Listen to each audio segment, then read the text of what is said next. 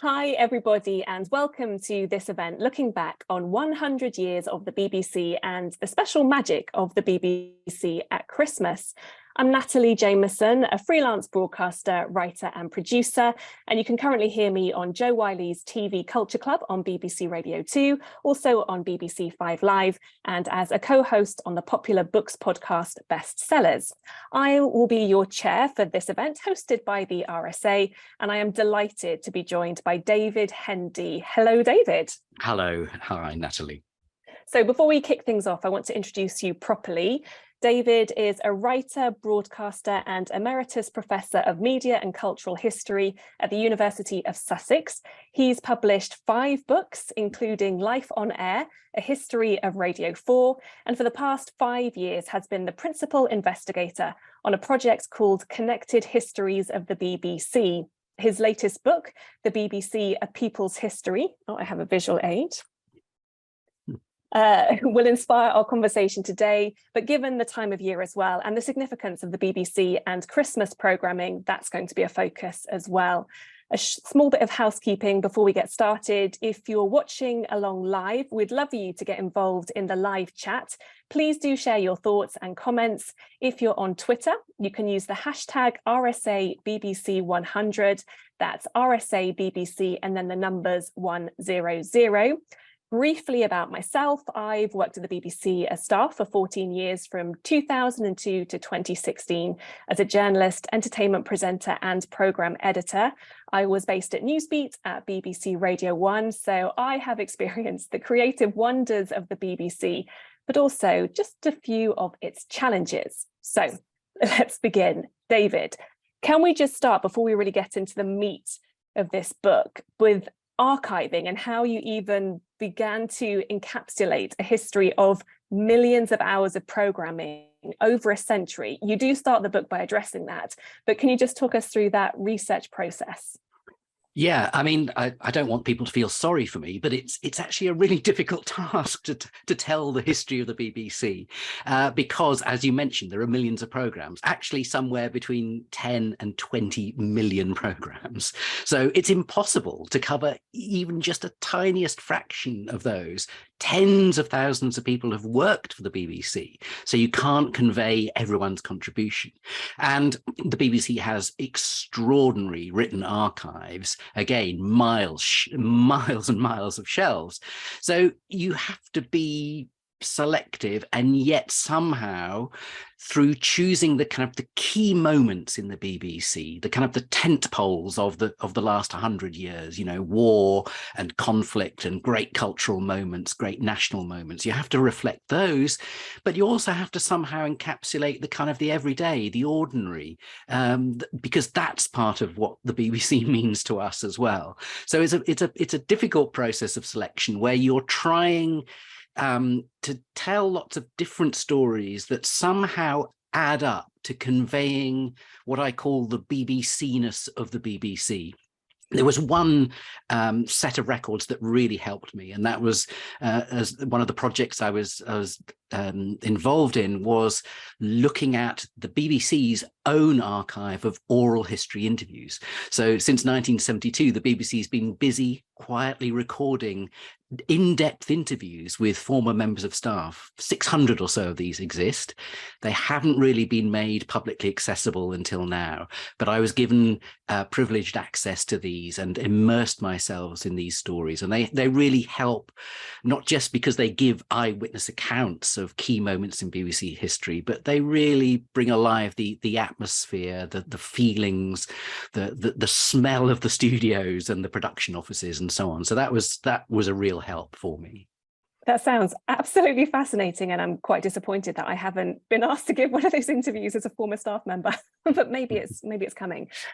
Well, so there's a couple of things you touched on initially that I'd love to go into in more depth. So first of all, the beginnings of the BBC and the 3 men who started it, but also then if we can move on to after that tussle that I think has always been there between the organisation and the people it serves and also those that work there.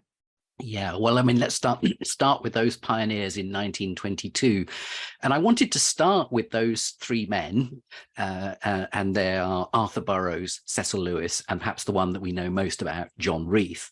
I wanted to start with them, not the story of the invention of wireless, the communication technology that underpins broadcasting, because wireless was actually already 25 years old. In 1922, it seems to me that the real story is of the creative nucleus of the BBC and their experience of war. We're talking about the immediate aftermath of the First World War. And there's a sense in the air that civilization is fragile. There's been this slide into barbarism. And we can see that the individual responses of these people in interesting ways. So let's just start with Arthur Burroughs. Humble background, he becomes in 1922 the director of programs for the BBC. He was brought up in Oxford. He worked as a reporter on the local paper. He then worked for the Marconi Company. And in the First World War, he was responsible for eavesdropping on enemy wireless propaganda. And he was very struck. He thought he was really disturbed by the spread of disinformation, a theme that sounds familiar, perhaps, or even now. And he thought if radio, this technology, can be used to spread information, like a poison gas, as he put it, why should it not be used to spread what he called a doctrine of common sense? He talked about saturating the ether with truth ions. So he had this commitment to using radio for kind of important education and citizenship. Then there was Cecil Lewis, who was Arthur Burroughs' deputy. He was just 24 years old in 1922. He'd been a teenage fighter pilot in the war, and he'd been exhilarated by that. I mean, it was exciting, but he was also increasingly despairing at the destruction that he could witness looking down below at the trenches. And he comes out of the war thinking, how can we increase mutual understanding and achieve a kind of peaceful, civilized world? And he believed it was something to do with spreading art and spreading music and spreading literature. But how? He had no idea. We hadn't heard of radio until 1922. And then there's John Reith, who's had a deeply religious upbringing in a Glasgow household. His father, a minister of the church, and his mother, a kind of do-gooder in the city. And he's been brought up to believe that he has to serve God by serving the public, doing good in the world in some way. He's not sure exactly how to do this either. But if you put all three of these people together, Arthur Burroughs, who knows about radio, John Reith, who has this sense of moral mission, and Cecil Lewis, who believes in the spreading of culture, what you get is, to paraphrase John Reith, this kind of great idea to bring the best that has been thought and said and done to as many people as possible. And both parts of that equation were really, really important to them. It wasn't just the best, it was to as many people as possible. You're not going to re-civilize society after war unless everyone can be part of this kind of bold experiment. And radio, this thing that was transmitted, freely available through the ether, was going to be the means of doing it. It was the means to an end, really, a great kind of ethical, cultural vision. And it's fascinating because I think, we can relate this very much, I think, to 2022, that it's a very noble endeavor to want to do that. And they all had their own separate reasons for doing that. But the very fact that it's three white men from fairly middle-class backgrounds doing this already means that what they're selecting to put out to the masses is from a limited scenario, really. It is. And I mean, so their sense of what the best is clearly conditioned by their upbringing and their background and so on. And someone like Reith, for instance, a very complicated man, actually much more multidimensional than we usually give him credit for, could be very kind, for instance. But he was pretty boneheaded about aspects of culture. He was very clear that jazz was kind of vulgar and nonsense and so on. And he believed in the kind of the canon and Shakespeare and so on. And Cecil Lewis, for instance, had this sort of noble idea that in time, everyone would love Beethoven, that this was the ambition. It was a long-term vision. They believed that kind of nudging public taste in the direction of kind of away from popular dance music and towards Beethoven was going to be a long haul, perhaps a century it would take.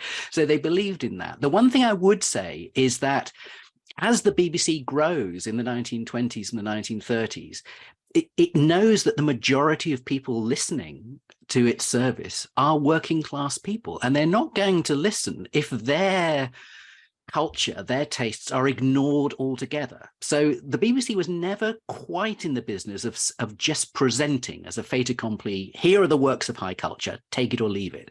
There was always, right from the beginning, popular dance music, for instance, far more popular dance music than, say, chamber music or anything like that. There were lots of talks, many of them highfalutin and intellectual, but there were also very popular talks about a foggy day in London, or how to tin sardines, or how do bats go to sleep, and so on. And it was this kind of mix was really, really important. It was this idea that if you're too far ahead of public taste, then you lose your following. And if you lose your following, you're not going to be able to have that kind of culture, that success in the cultural mission you crave. And the BBC, again, as it grows and its audience becomes more varied, it does know that it needs to reflect Britain in all its diversity. And it does this imperfectly. It doesn't always get it right. But, the classic example of that, I suppose, is through some of the regional programs. If you think about the North region, for instance, one of the great regions in BBC history throughout the 1930s, it was a seedbed of fantastically experimental programs, social documentaries. Producers like Olive Shapley and Geoffrey Brydeson would go out and about through the streets of Manchester and Salford and so on, and they take mobile recording trucks and they would interview ordinary people. They really profoundly believed that the microphone should be made available to everyone, and they were particularly interested in kind of capturing and portraying the experience of working class life in a series of seminal documentaries. So the BBC was kind of always so big and so varied that we might have to be really careful not to characterize it in a kind of one-dimensional way.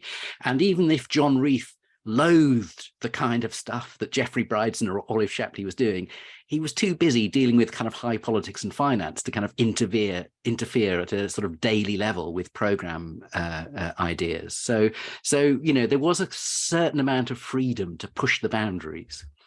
It does seem that that's been a thread, I think, throughout the BBC's history of some of the greatest things sometimes have slipped under the radar, and then only once they've become popular has the kind of true significance of them culturally been felt. Are there any examples of that sort of spring to mind for you? Well, I suppose the other example is if you think about, for instance, in the post-war era, programs for women, both on radio and on television. Generally speaking, the bosses of the BBC were still, middle-class white men, and they focused on the peak time, what was going out in the evenings, for instance. And daytime programs on the radio, they tended not to listen to. So, for instance, the people who created Woman's Hour, which went out first on the Light programme before it transferred to the Home Service and Radio 4, from 1946. That was a programme run by a team of women, many of whom were kind of classic blue stocking kind of, Oxbridge types. But they were deeply committed to the idea of being connected with their audience. And this idea that, yes, Woman's Hour as a programme, for instance, it would have fashion and it would have recipes and it would have tips on childcare, but it was also going to take its listeners outside the four walls of the home, as one of the producers put it, to actually engage with the world of politics and entertainment and drama and so on. So, there would be interviews about women engineers. There would be interviews about key government policies and the new welfare provisions of the NHS and so on. And it was a program that really, really didn't draw a distinction between, if you like, the personal and the political. It wanted to combine both. And it was a pioneer too, in terms of, its relationship with its listeners. I mean, the post bag, the Woman's Hour post bag was a very, very important guide to what they should be talking about. And they were very conscious that something like 3/4 of their listeners in the late 40s and the early 50s were working class. And so, for instance, there are memos there in the written archives with Woman's Hour producers saying, we shouldn't assume that our listeners have refrigerators. We shouldn't assume that our listeners go away for a summer holiday, and so on. There's a kind of a careful, calibrated awareness of the lives of their listeners. And you can see something similar happening to women's programs in television. Olive Shapley, who I mentioned earlier, great pioneering social documentary maker in the 1930s in Manchester. In the 1950s, she's presenting afternoon women's programs on television.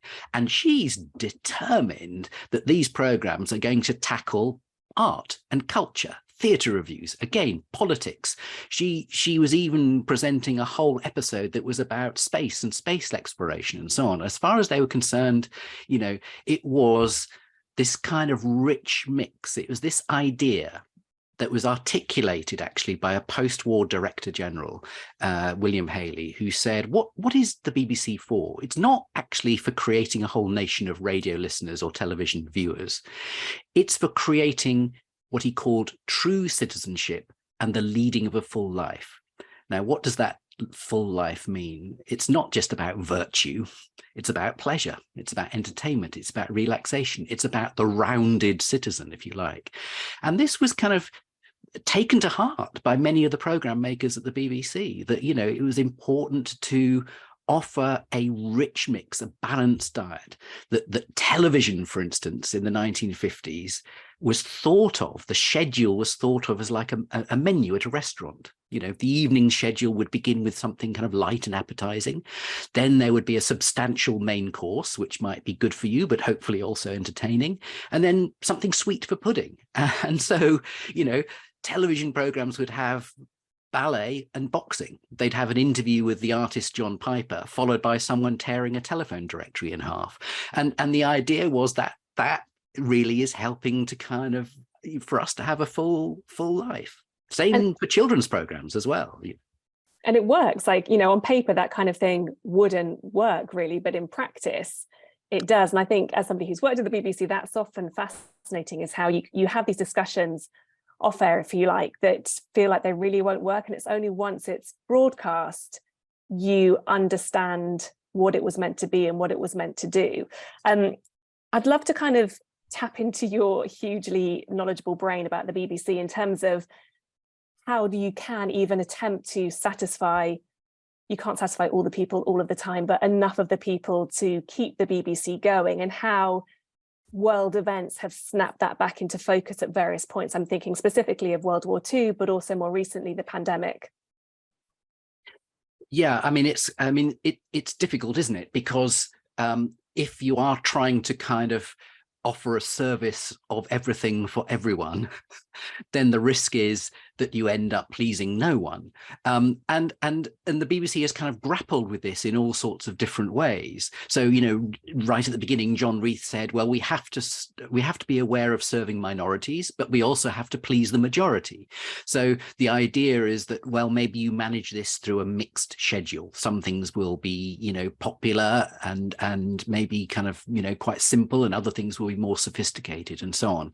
And over time, I suppose, broadcasting has tended to separate out those programs, so that instead of them being pushed together to create a kind of happy serendipity, if you like, from one moment to the next, they kind of get separated out into different channels. Some are more popular, some are kind of, more challenging, and so on. But the BBC is kind of, in a sense, there's no simple solution to this. One of the solutions is, as one of the great television figures of the 1950s, Hugh Weldon, put it, the BBC's mission is to make the good popular and the popular good. Now, actually, that's a really, really interesting phrase, isn't it? Because it does mean that even when it's doing the popular stuff, entertainment, it's done in a way that seems to be soaked with BBC values. It's not the same as kind of the commercial version of entertainment. And I would say that there is still some truth in that. So if you take something like Strictly Come Dancing, which is a kind of classic Saturday night entertainment show, there are several things about it that are essentially BBC. For a start, no one asked for Strictly Come Dancing to be invented. It was something that was actually sort of created from within, an idea. I don't think people would have predicted that some sort of strange revival of Come Dancing was on the cards at the beginning of the 21st century.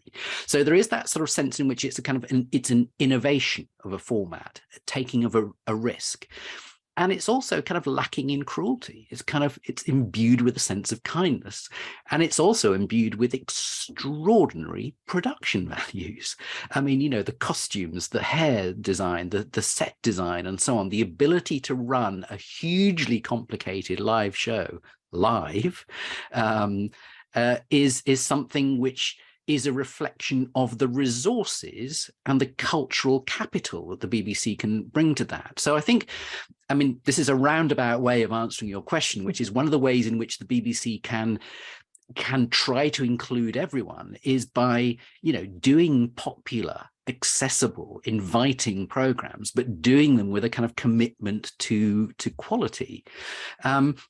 It's not straightforward, but I think that, you know, the BBC's kind of mission remains essentially a version still of that DNA that Reith and Lewis and Arthur Burroughs planted to bring the best that has been thought and said and done to as many people as possible. I've read a recent document at the BBC which says, what is distinctive about the BBC?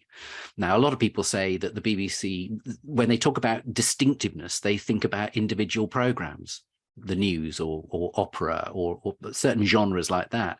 But no, what this document said is that what's distinctive about the BBC is the combination of program range and social reach. And that ability to try and offer the fullest range possible to as many people as possible is what program makers have spent 100 years grappling with. You know, how popular and accessible do you make it before you begin to perhaps lose its sort of inherent value? You know, how pure are you about a piece of art before you lose your audience? These are kind of constant questions. And of course, when it comes to matters of news and contemporary political debate, of course, it becomes much more heated. And, you know, in one sense, life would be easier for the BBC if there was a consensus about controversial issues. But it's been said that the nation divided puts the BBC on the rack. And it really, really does. I mean, I don't know if you want to sort of talk a little bit more about news and the news agenda and notions of impartiality, but I mean, that's clearly something that leads people to fall out of love with the BBC. Absolutely. I'd love to there's so much we can say about that and the setup of that and how it's implemented across such a big organization. But just before we get there, I'd love to also just kind of touch on that, how all of these arguments about whether the BBC was doing the right thing or for the right people or for enough people, how one thing I think it has done well is lent into world events, so like World War II or the pandemic, and use those as actually a pretty effective tool to say, look, this is actually what the BBC is for. So yes, there's all this noise, but can we just forget about that and let's snap back and focus on what it does and what it can do well?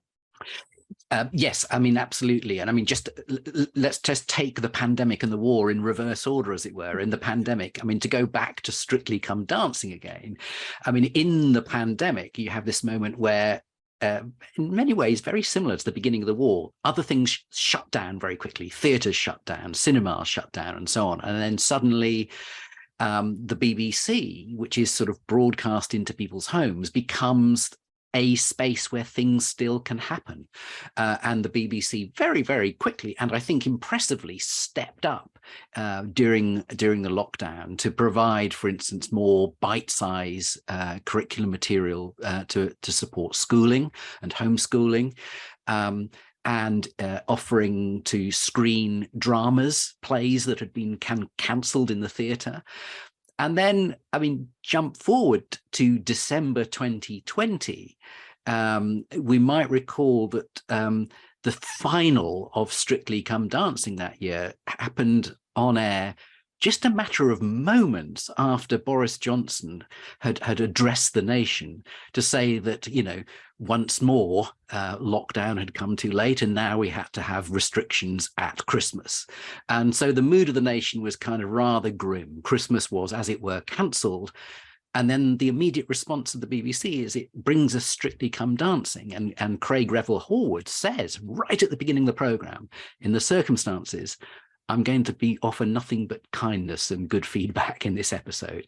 And it brought a kind of very badly needed sense of joy and escapism for a country that was collectively facing a kind of pretty bleak Christmas. Now, in many ways, that pandemic experience mapped onto the experience of the BBC during the Second World War, where the BBC was a very, very important as a purveyor of news.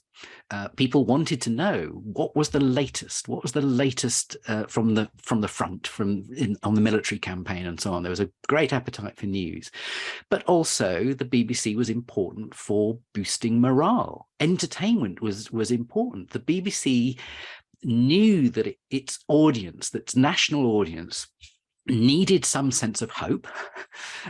They needed escapism, and they needed to kind of somehow be reassured that the what they were going through, rationing, blackouts, bombing, that their ability to cope with that was going to be part of the war effort, and that things would be okay in the end, whatever happened. So I think that was a very important, certainly on the home front. I mean, the war, if we're talking about the war, of course, there are a couple of other things I think that are really important. One is that the BBC really does become an international broadcaster for the first time, and through that it becomes something of a global brand, a benchmark, and so it's broadcasting, for instance, to occupied Europe.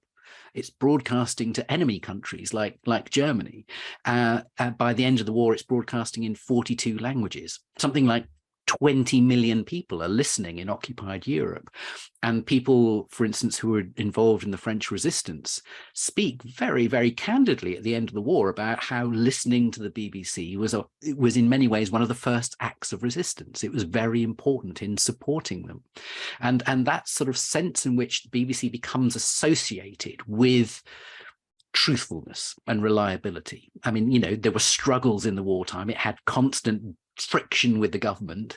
It had to suppress certain aspects of news, but generally it comes out of the war with this reputation for being reliably accurate and truthful generally. And just one final thing about the war, which is that the people at the BBC were also under attack, right? The BBC was a target of the Luftwaffe. And so, the broadcasters had put their own bodies on the line. And that, I think, induced a sort of sense of shared experience with the civilian population, and a sense of camaraderie and a sense of purpose, that broadcasting actually really mattered in moments of crisis. Yeah. I have various personal stories that come to mind for that, but I was reading the news on Radio 1 on the day of the July 7th London bombings, and that was an experience I will never forget. And absolutely that collective coming together, and you just do what you can on those days. That's why you're there, that's what you do. But that notion of news and impartiality, as somebody who's worked in BBC journalism, I mean, that's kind of instilled in you from the get-go, but it's also something that's very challenging in many ways too. And also just sort of running alongside that, if we can, I think, bring into the conversation the notion of the license fee. So people are paying for this service as well, so they have a vested interest in it too. Yes, I mean, the notion of impartial, I mean, like you, I've got something, further away in time, but I had some experience of working for the BBC as a journalist. So I know from the inside, like you, that this is something which is taken seriously and it's grappled with. This is endlessly debated. And I know a lot of people will say that's the trouble with the BBC. They're just constantly debating stuff. But actually, the debating is important. The assessing of what goes and what doesn't go, I think, is really important. I mean, one of the things I would say is that in a sense, the BBC is not, it's not quite true that the BBC is politically unaligned, because in a way it's sort of committed to the idea of liberal democracy, broadly defined. It's that sense of the rule of law, of politics as represented in Parliament, the notion of free rational debate, and so on. So it's committed to the idea that there should be a range of opinions, and that of course is automatically going to upset any of us at any given time. And there are times when I shout at the radio and turn off the radio and kind of am appalled. On the other hand, I don't think I'm as appalled as I would be if all I heard was stuff that I agreed with. I mean, how tedious would that be? But there are several things that complicate this mission. And you're right, the license fee, in a sense, is one of them. The license fee has been described as the worst possible funding mechanism apart from all the others. And the reason is, in a sense, because it does mean that we all have a sort of sense of national ownership, right? It is ours. It's not a state broadcaster. It's not a commercial broadcaster. It is ours. It's a public corporation, which gives us the right as listeners and viewers to complain. But there are things that make it really, really challenging for the BBC. And one of those is governments tend to want broadcasters to reflect only their point of view. And there are kind of classic moments where this creates real fallings out. You can only have to think of the general strike in 1926, when the Chancellor of the Exchequer at the time, Winston Churchill, wanted to take over the BBC, was very close to taking over the BBC and trying to turn it into essentially a kind of propaganda mouthpiece for the government during the general strike. The Suez Crisis in 1956, when again Anthony Eden's government threatened to take over the BBC if it went ahead and give a right of reply to the Labour leader, Hugh Gaitskell. And you can think about, for instance, the Falklands War during the Margaret Thatcher era, where the BBC felt duty-bound to reflect the fact that there was a minority, a significant minority of people who were unsure about the wisdom of kind of military response in the South Atlantic. And it was accused of being a kind of, of treachery, basically, for not talking about our boys, for referring to the troops as British troops, not our troops, and so on.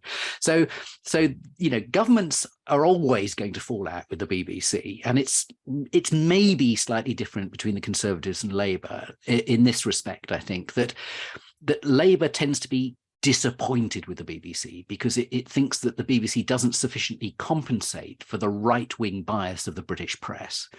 With the Conservatives, I think there's something slightly deeper and more ideological, which is a kind of suspicion of the sort of collectivist nature of the BBC, the sort of public sectorness of the BBC sort of seems more innately suspicious to them.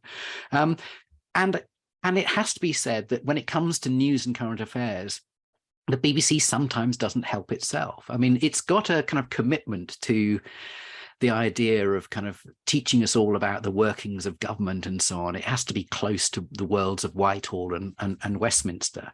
But sometimes it does feel as if it's a bit too close, and it's a bit too wrapped up with, what's happening at Westminster, what's happening in Whitehall. And we know that there is that sort of, there's this transfer of personnel, at senior levels, a sort of revolving door between parts of BBC News and, for instance, the Downing Street press machine and so on, which, people, I think, have a legitimate worry about. And so there's something which is external about the attitude of governments, and there's something internal about a kind of culture within news, which, generally finds it difficult sometimes to step back from the news agenda that is set by the press. And impartiality, in one sense, is the kind of the great noble tradition of the BBC. And it sometimes gets confused in the heat of the moment in the studio and the production office with the much simpler and more reductive notion of balance, which is a problem, right? Because, the BBC is not supposed to be balanced between truth and lies. And there are certain issues, like, for instance, where it has come a cropper when discussing things like climate breakdown in the past, where it has given undue prominence to climate skeptics. And impartiality, in a sense, is a much more sophisticated and robust idea. And there's a BBC document in existence which breaks it down into 12 ingredients. I've got them listed here: balance, accuracy, context, distance, even-handedness, fairness, objectivity, open-mindedness, rigor, self-awareness, transparency, and truth. So, complicated to weigh them all up, but it's an urgent task, I think, because I think that if you're always going to displease at least some part of the population, because people will think differently and hold views very, very passionately.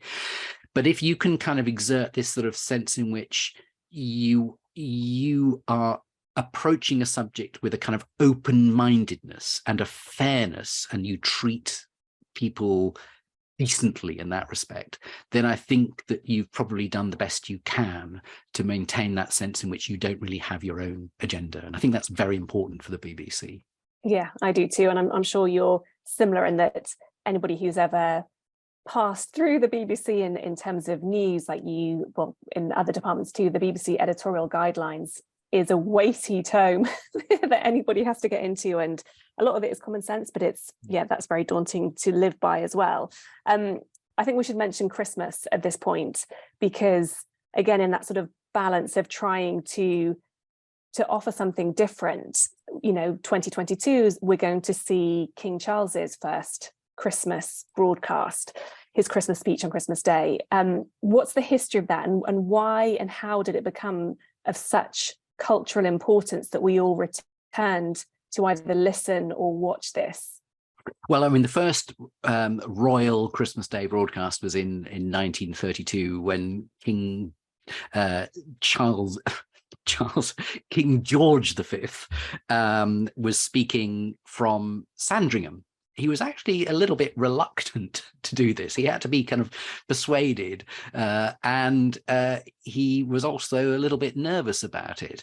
So because it was fairly unprecedented, but it was an extraordinary success in many ways, because King George V spoke as a sort of family member, and he kind of created at this sort of moment this idea that of the royal family being listened to by families, not just around Britain, but across the empire. Now, this was important, and it happened on Christmas Day because right from the beginning, Christmas Day had been pretty important to the BBC. If you look back at really early copies of the Radio Times, for instance, one of the things that's most striking is how often you see the fireside, that radio associated with being at the heart and the hearth of the home, a domestic medium. And it meant that in radio terms, the autumn and the winter season were the key seasons, right? That's when people were inside, and that's when they listened to most radio. That's when they bought their radio sets and so on. And Christmas Day was the kind of natural climax to this autumn winter season. And it was when the BBC therefore put on its sort of best programs. It showed what it could do. And the King's broadcast in 1932 was really just one part of a much bigger, sprawling kind of relay, which the BBC specialised in, which wove together live and recorded inputs from all around the empire, not just around the country. They would be kind of, from a coal mine in South Africa, cut to a choir in New Zealand, and interspersed with lots of messages from people to their families back home. So this was kind of the major kind of interwar kind of nature of Christmas Day. And also, you get another set piece event, the Royal Institution Christmas Lecture, which was actually first broadcast on BBC television, the pre-war television service, in 1936, and has been, a feature pretty well ever since. But, Christmas is not just about these kind of grand set pieces. There's lots and lots of homely stuff. So Christmas food, for instance, has been a kind of real feature of both radio and television programs. 1975, there was Fanny Craddock Cooks for Christmas, which featured, for instance, green coloured piped mashed potato. I'm not sure I'd like to eat that. No, I'm not sure how that went down either. 1990, Delia Smith kind of, takes over, and it's getting a little bit more modern. And then, of course, there are the Christmas specials, and they really take off in the late 1950s, the 1960s, and the 1970s. Christmas Night with the Stars ran for many, many years, a kind of variety show, basically, with a sort of party atmosphere. Billy Cotton and his band playing the music and so on. And these sort of evolve into kind of Christmas specials of the great comedians. So the Morecambe Wise Christmas Show, for instance, which in 1977 got 28.8 million viewers. And that was a kind of moment, really, before we had a lot of kind of remote controls or video recorders, where getting the audience at an early stage in the evening was vital, because inertia would sort of set in and people would stay with that channel for the rest of the evening. So that was part of the kind of the battle, if you like, for viewers.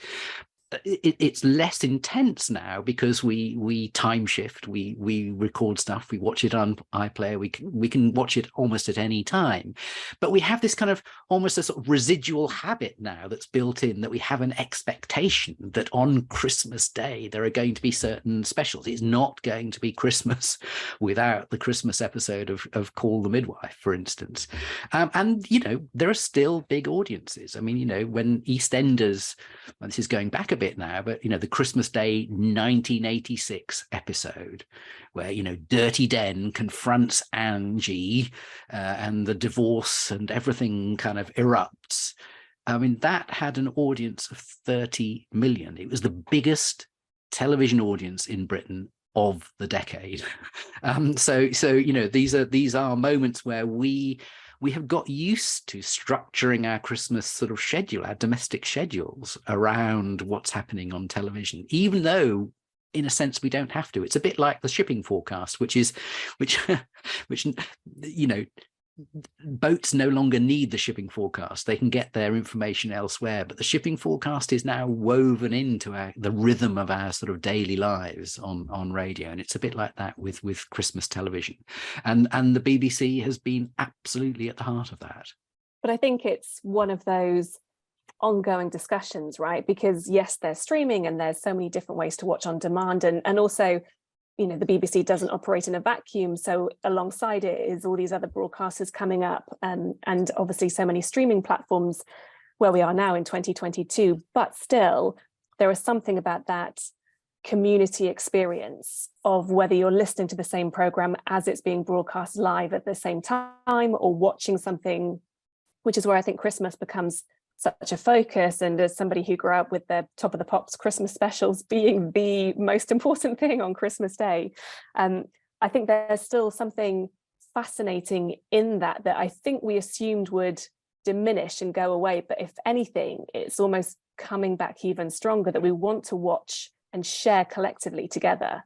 I think that's right. And I think that in many ways, this is a good news scenario for the BBC, in that there is generally an increasingly individualized society, right? And one where we're constantly told we should only pay for what we use and so on and so forth. There is still a residual desire for something shared and for something collective. And you can see that back in the wartime, for sure.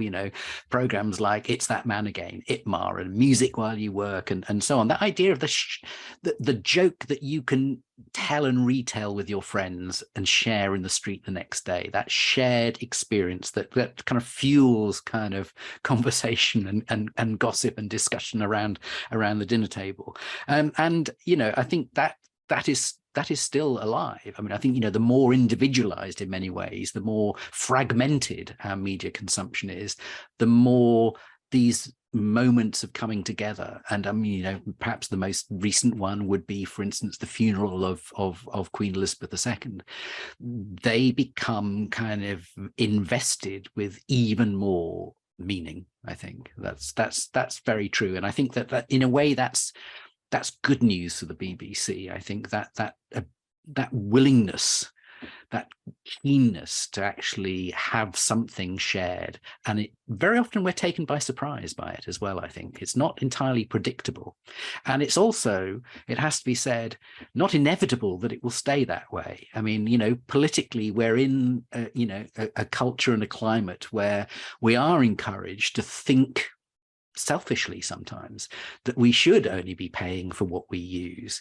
But the idea that actually in the BBC, we have this kind of community resource, right? We all pitch in some money, and there might be plenty in it that we don't use. Some of us don't use the BBC very often, maybe, especially younger people who are not listening to radio or watching television so much.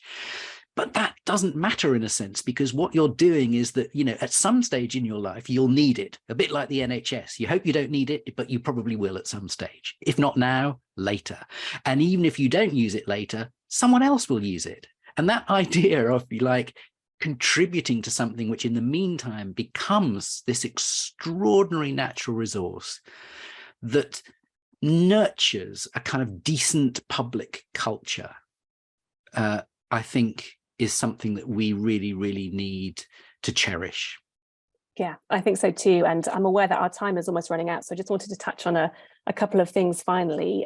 First of all, again, there are so many examples of this over the past century, but part of the joy and pain of the BBC has been in its live programming. And as you mentioned there, the unpredictability of what people might say.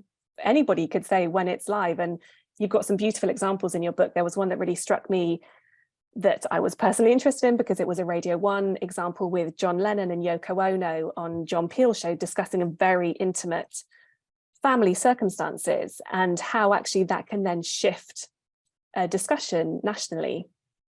Yeah, I think that's really important. I think, you know, like you say, with live broadcasting, there's always the element of unpredictability.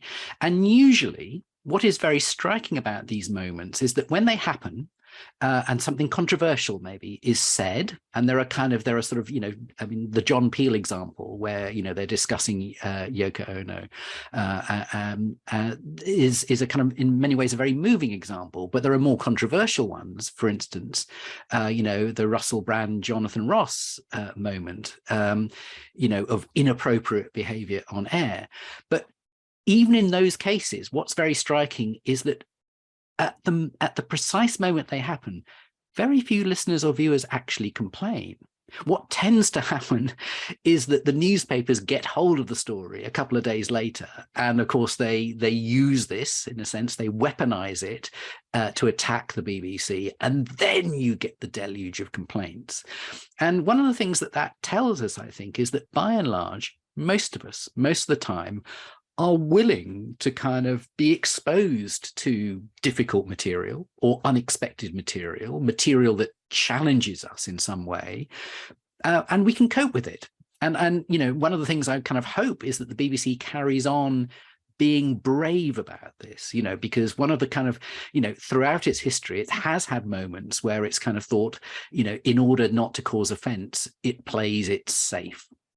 And, you know, in many ways, the most exciting time in the BBC's history was under Hugh Carlton-Green in the 1960s, where you had a director general who said to his programme makers, if you're not offending some of the viewers some of the time, you're not doing a job properly.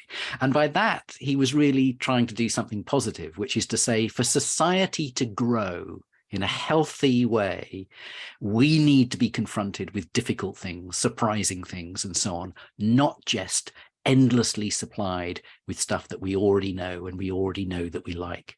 And again, doesn't that go back to kind of the core idea of the BBC, that it has to introduce us to kind of parts of the world, dimensions of the world that we perhaps didn't know existed, or we didn't understand? Yeah. So you know, I think that's a really, really important kind of idea to cherish.